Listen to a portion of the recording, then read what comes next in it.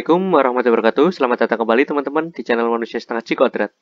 Oke, jadi kita sudah cukup lama ya kemarin kita bahas basic-basic Python. Kemudian ya seri R kayaknya udah cukup lama kita pause dulu. Nah, sekarang kita akan kembali membahas seri R gitu ya. Nah, kita akan berbeda kalau kita dulu pernah belajar tentang clustering, analisis runtun waktu, kemudian regresi spasial, kemudian regresi non parametrik dan sebagainya lah. Nah, pada kesempatan kali ini kita akan membahas yang sesuatu topik yang baru yaitu analisis survival. Nah, jadi pada analisis survival pada episode pertama ini ya kita akan membahas mengenai Cox Proportional Hazard Model gitu. Nah, ini saya sangat excited karena ada kata-kata hazard ya, Eden Hazard, salah satu pemain favorit saya sih, tapi dulu pas di Chelsea, sekarang di Madrid penurunan dia. Nah, jadi apa sih Cox Proportional Hazard Model itu? Nah, jadi sebenarnya dia termasuk analisis survival. Dia itu seperti regresi yang digunakan pada umumnya untuk seperti pada bidang kesehatan ya. Karena kan memang analisis survival itu kayak ya misalkan probabilitas dia hidup atau probabilitas dia sampai meninggal kayak gitu ya. Saya ngomongnya agak nggak enak gitu ya, tapi di sini intinya memang analisis survival itu kebanyakan digunakan pada health kayak gitu ya, lebih ke biostatistik mungkin. Nah, sebenarnya Kaplan-Meier curve dan juga log-rank itu bisa digunakan ya, tapi dia itu terbatas pada variabel berupa kategorik kayak gitu. Ya, makanya kita bisa sebagai alternatifnya menggunakan metode ini Cox Proportional Hazard ini digunakan untuk baik itu data kategorik maupun data yang bersifat kontinu kayak itu. Ya karena fleksibelnya itu maka kita bahas kayak itu. Nah, mungkin kalau kita tahu bahwa di regresi itu biasanya kita sebut sebagai variabel independen ya, sama variabel dependent.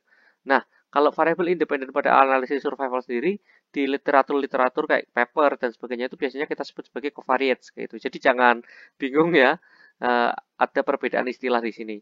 Kemudian fungsi hazard sendiri itu di apa ya diekspresikan atau Cox modelnya itu bisa ditulis sebagai HT sama dengan H0T dikalikan dengan eksponensial ya ini parameternya aja beta 1 x1 ditambah beta 2 x2 kayak gitu.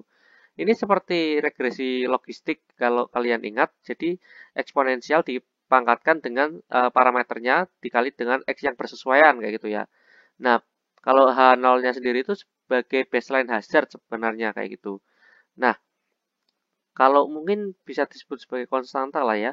Nah, nanti kalau kalian mau mencari sebuah hazard rasio karena H0T-nya itu sama, maka dia bisa saling apa? Saling hapus menghapus. Jadi tinggal perbandingan dari hazard rasio itu ya antara orang pertama dan orang yang kedua itu ya eksponensial dikali dengan eh, eksponensial dipangkatkan dengan beta 1 kali X1 ditambah beta 2 kali X2 sebanyak covariat kalian atau sebanyak variabel independen kalian kayak gitu.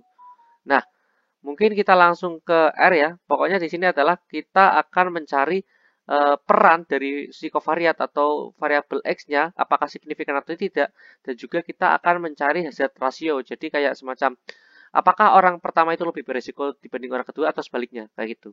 Oke, kita langsung ke R aja ya mungkin ya. Oke, kita sudah di R. Nah, kebetulan di R sendiri sudah dikasihkan library untuk analisis survival. Nah, library-nya pun bernama survival. Kalau kalian belum install, tinggal install.package dalam kurung ya ini survival. Atau kalau kalian pakai R Studio, bukan R yang biasa, ya kalian tinggal klik di sini ada package, kemudian tinggal pilih install, kemudian tinggal apa namanya? Dicari search gitu ya, nama package survivalnya. Karena kita sudah punya, berarti kita tinggal panggil aja. Kemudian di library survival sendiri itu udah dikasihkan ini ya, dataset yang bagus untuk analisis survival untuk latihan kita. Nah, jadi pada apa namanya? Data ini ada beberapa variabel. Nah, pertama adalah INST atau institution code. Nah, kemudian ada time, status, age, gender, saya sebut gender ya.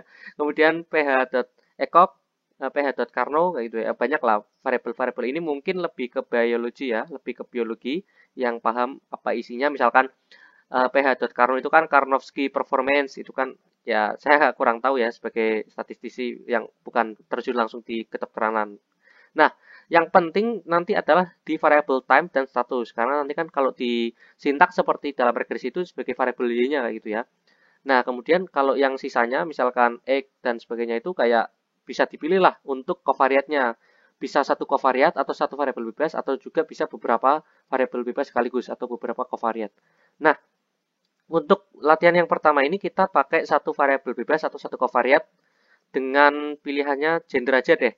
Tapi kalian bisa juga ganti dengan umur atau apapun. Nah, tinggal kalian tulis CHOX-PH dalam kurung surf kayak gitu ya, survival. Nah, karena model kita CHOX-PH ya kita tulisnya CHOX-PH. Kalau kalian modelnya lain, ya bukan CHOX-PH di sini tulisannya.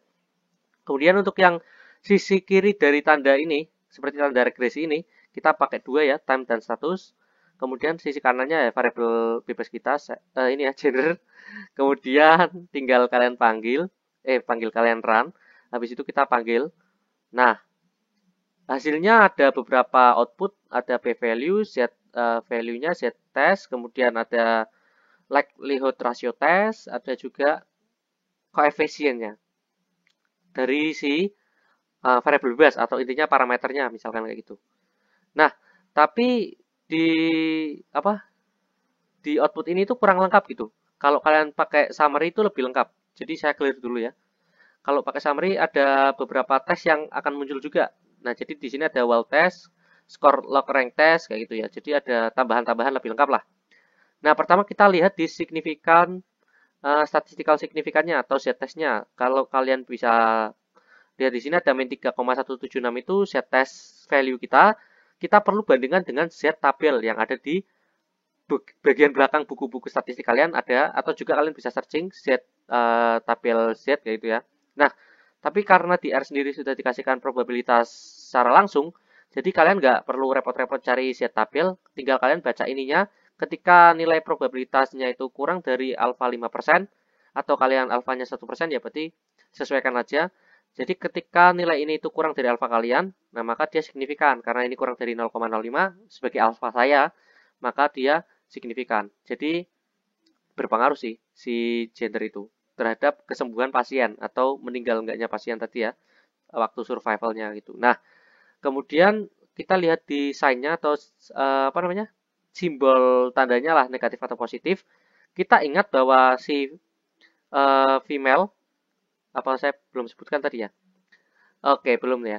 Jadi di sini ada gender itu male itu 1, female itu 2. Jadi yang kita hasilkan di output itu miliknya si female karena female itu lebih besar daripada si male untuk pengkodean. Ini sih bisa dibolak-balik sih.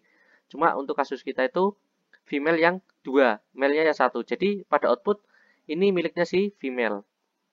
Nah, jadi karena female itu nilainya apa? Jika female kan dikali 1 ya, berarti ini 1 kali min 0,53 berarti kan ya min 0,53 karena tandanya minus berarti si perempuan artinya lebih kuat atau lebih bisa survive dibanding laki-laki, dibanding pasien laki-laki. Jadi kalau laki-laki itu bisa kita sebut lebih rentan karena di sini tandanya minus kayak gitu. Nah, kebetulan di data kita seperti itu. Tapi kadang-kala di apa rumah sakit lain atau negara lain itu ternyata si perempuan lebih rentan sedangkan laki-laki lebih kuat. Mungkin aja kayak gitu kan.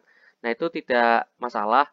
Itu tergantung data kalian aja. Nah, kemudian selain tandanya kita juga bisa mencari hazard ratio. Jadi hazard ratio itu perbandingan antara satu pasien dengan pasien yang lain. Hazard ratio itu misalkan saya itu lebih rentan dibandingkan Pak Chandra gitu ya atau Pak Reza gitu. Nah, jadi memang lebih rentan mana sih antara orang ke satu atau orang kedua gitu. Itu ya rasio antar orang gitu, antar individu. Nah, misalkan kita mau membandingkan ada pasien yang pertama itu laki-laki, pasien perempuan itu perempuan. Nah, kemudian kita hitung, kan rumusnya adalah kalau kalian ingat H0 kali eksponensial dari beta kali X gitu ya. Lalu itu untuk individu yang pertama. Kalau individu yang kedua ya sama H0 dikali eksponensial dari pangkatnya itu beta 1 kali X. Jadi X-nya si perempuan kan 1 ya, karena tadi sebagai kelas di atas, tapi sedangkan untuk laki-laki itu kelas dasar jadi 0. Jadi intinya kalau kalian oret-oretan sih, H0-nya saling menghilangkan, kemudian tinggal eksponensial beta X dibagi dengan eksponensial beta X. Tapi beta X untuk laki-laki nilainya 0 sehingga E pangkat 0 itu 1. sehingga hazard rasionya tinggal eksponensial eksponensial dari koefisien. Mungkin kalian perlu oret-oretan sih kalau biar paham ininya. Nah, tinggal kalian run aja. Ini hasilnya berapa ya?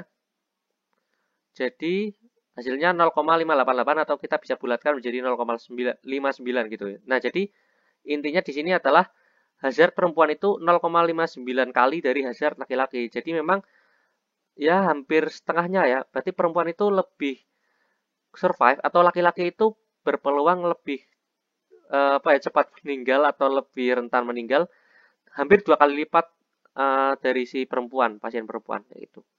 Nah, kemudian kalian juga bisa lihat the likelihood ratio test, wall test, dan score log rank test itu untuk kecocokan model atau sebenarnya bagus nggak sih model kita atau akurat nggak sih kayak gitu ya. Itu pakainya ini 3 ini. Ketika ininya kurang dari alfa kita misalkan 5% ya berarti bagus model kita. Nah, jadi kalian jangan seneng dulu misalkan udah dapat nilai koefisien, dapat nilai ini nilai dari signifikan parsial gitu ya. Nah, kalau ininya nggak signifikan berarti kan model kalian sebenarnya bermasalah atau kurang akurat gitu. Nah, kemudian untuk satu variabel seperti itu, tapi untuk 2 variabel, 3 variabel, dan banyak variabel itu bisa tambahkan aja di bagian sisi kanan tanda ini, kayak mie ini ya, lebih kayak garis melengkung-melengkung gitu, kayak garis regresi lah. Nah, jadi di sini tadi cuma gender aja ya di atas model pertama. Kalau sekarang kita tambahkan umur, kemudian ada juga pH ekok kayak gitu ya. Nah, kemudian kita run dan kita summary. Hasilnya adalah seperti ini. Kalau pertama kan kita lihat ininya dulu ya, probabilitas parsialnya. Ternyata yang nggak signifikan itu yang umur. Jadi sebenarnya nggak ada pengaruh umur gitu. Jadi ada pasien yang tua atau pasien muda itu sama aja resikonya. Resiko itu lebih dipengaruhi oleh si gendernya itu dan juga ekoknya ini kayak gitu.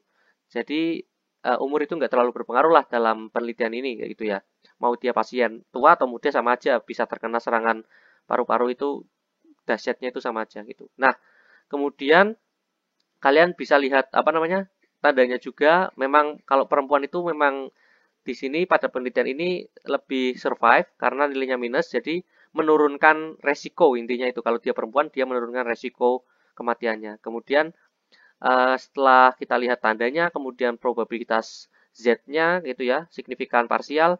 Lah kemudian kita juga lihat signifikan secara simultan atau model kita itu bagus atau enggak. Dilihat dari ini tadi 3 tes ini, ternyata memang probabilitasnya kurang dari alfa 5%, jadi signifikan model kita cukup baik.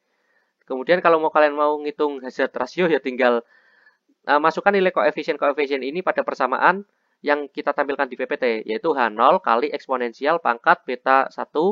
Nah, ini kan beta 1 ya, dikali X1, kemudian beta 2 kali X2, dan beta 3 kali X3, kayak gitu. Kemudian dibagi pada individu yang lain dengan rumus yang sama.